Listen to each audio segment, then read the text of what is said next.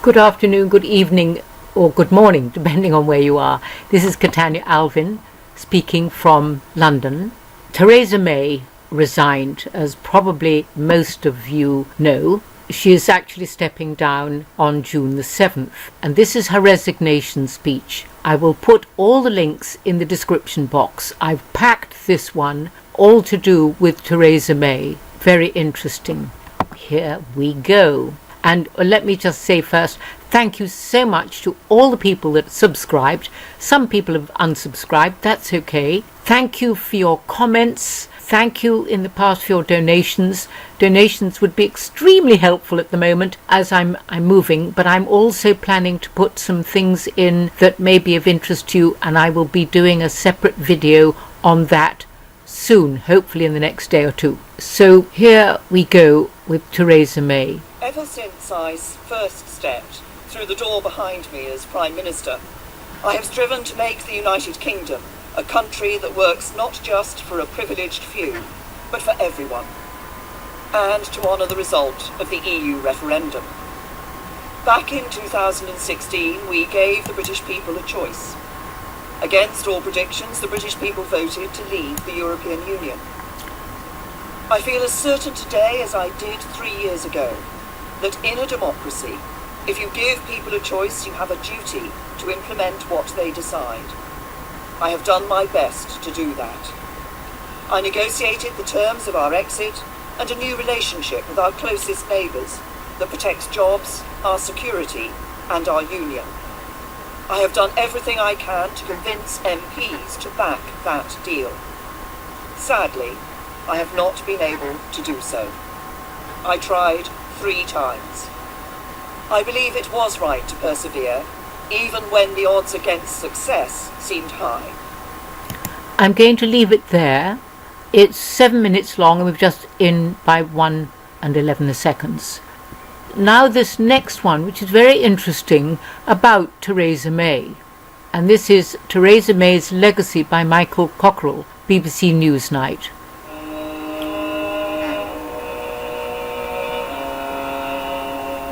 Being Prime Minister is always a lonely job, but few have been lonelier at the top than Theresa May. And today Mrs May finally surrendered to the inevitable. But it was all meant to be so different. My pitch is very simple. I'm Theresa May and I think I'm the best person to be Prime Minister of this country.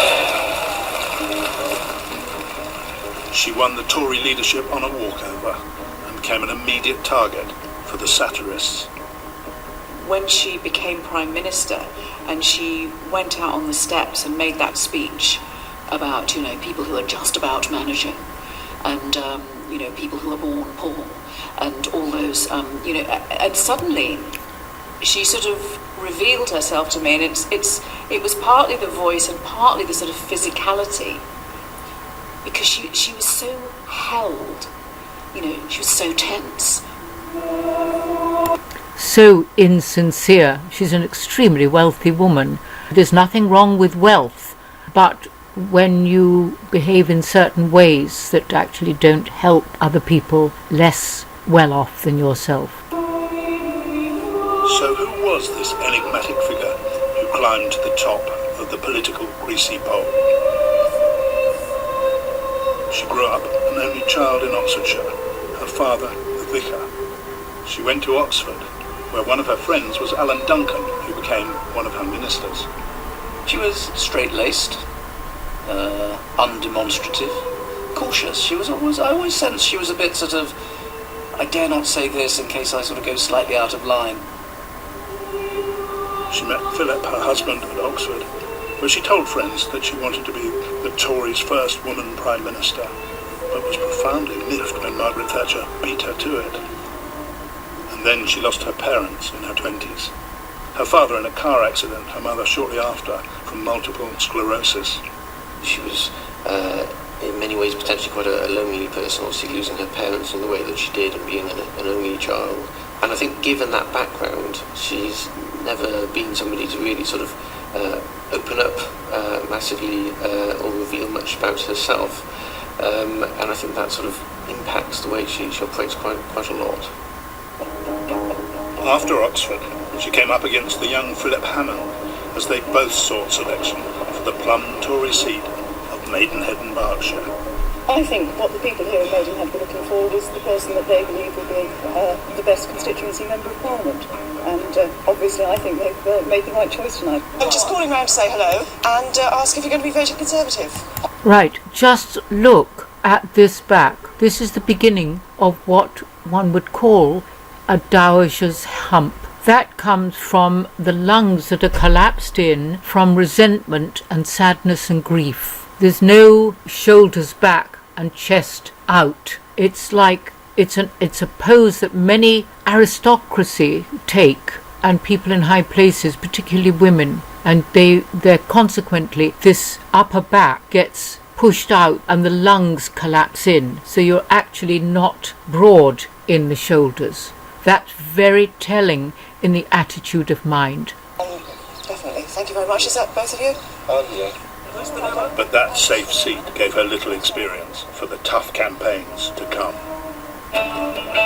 David Cameron appointed her Home Secretary, traditionally the graveyard slot for aspiring Prime Ministers. Yet she thrived, taking a hard line on immigration and the police. Can you hear me at the back? But May often felt that she was being upstaged by her charismatic rival, Boris Johnson, the London Mayor. When they both went to the scene of the London riots in 2011, Mrs May, the government's senior law and order minister, could scarcely get a word in edgeways. By the way, that's a very good point. She left Boris to play to the crowd. What about the I'm going to leave it there and we'll go on to the next one. This is Bombard body language. Very interesting. She's avoiding eye contact as she comes in here, so we're not coming from a position of strength already off the bat. My approach throughout has been to put the national interest first. Not a partisan interest, and certainly not my own political interest. I do not judge harshly those of my colleagues who seek to do the same, but who reach a different conclusion. They must do what they believe to be right, just as I do. I'm sorry that they've chosen to leave the government, and I thank them for their service. But I believe with every fibre of my being that the course I have set out is the right one for our country and all our people. Just going to say at this point that all we're seeing is someone selling their narrative. The portrayal, the exaggeration, the verbal excuses. This is a sale. She's selling it to the audience. I'd almost say she's selling it to herself. But it's a sale. From the very beginning, I have known what I wanted to deliver for the British people, to honour their vote in the referendum. She's really strong on that one, though. That's my favorite part right there. The very first time I saw her, I did a video on this. The very first time I saw her, she came out and talked about Brexit. She didn't have a plan then. They weren't making any plans. They weren't going to have any plans. It makes me think the reason why there was no plan on Brexit and why I didn't see a plan, and so there was nothing going to go ahead with Brexit, is because on the flip side of it, there was a plan not to have a Brexit. So I had a plan, and referring to this, and yes, she had a plan. But she didn't have a plan for Brexit. She had a plan to stay. That tight lip, good eye contact, there's strength in that. Don't spill the beans. Full control of our borders, by bringing an end to the free movement of people, once and for all. Full control of our money, so we decide ourselves how to spend it on priorities like our NHS. Full control of our laws by ending the jurisdiction of the European Court of Justice in the United Kingdom. Getting us out of the common agricultural policy and common fisheries policy for good. Right, I'll put, or they will all be in the description box. Over to the next one. So we've seen sides of Theresa May that have been up front in the first two videos, and then the body language, we started to see a different aspect of her behind the words, within her intentions, but not in the words, quite opposite to the words. Well, this is very interesting. This is Vincent Vendetta channel, and Theresa May is guilty of committing an act of war against the USA. So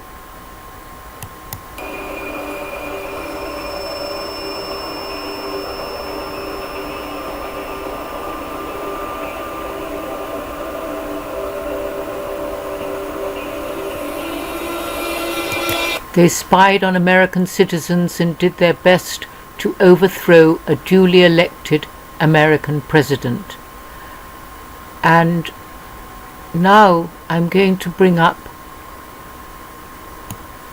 war castles,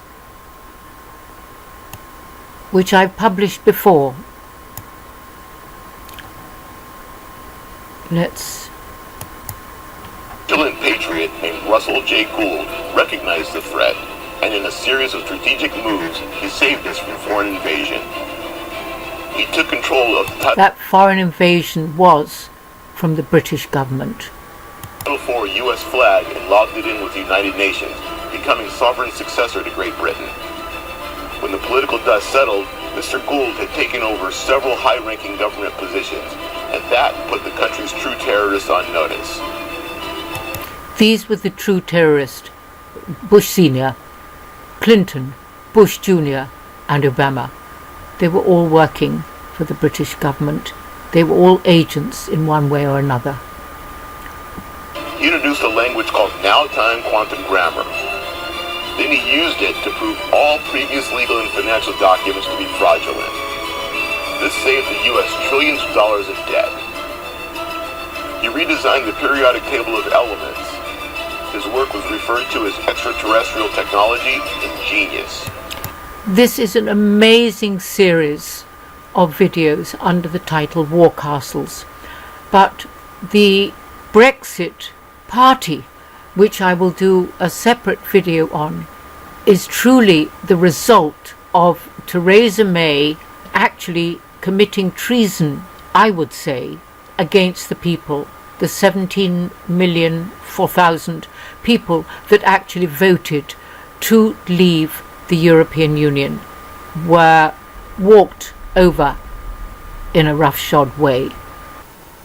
Right, now this is the Brexit case update. Robin Tilbrook and Daddy Dragon. Daddy Dragon is acting as a YouTube showpiece, but Robin Tilbrook has organised, and between them they've raised an enormous amount of money to take the case to the courts, the high courts, that Britain left the EU on the 29th of March at 11 p.m. So this court case is going forward, and it's the website called defendbrexit.com. But on this you will listen and read more of what is going on. We've got a strong case. It's not just the retired Court of Appeal judge originated who said that we've got a strongly arguable case, but we've been letting various QCs and other barristers and solicitors see the case, and really half of those that are paid to criticise, we haven't had anybody who said that we haven't got a strong case. Just as the British Post looking at something that a QC who supported would remain. So Robin Tilbrook is saying that the people he's spoken to in legal positions, etc., have all said that they have a very strong case, or should I say we Brexiters have a very strong case. This is Catania Alvin. I'll do the next video shortly. Okay, stay well and stay trusting. When evil is dealt with, good will rise up.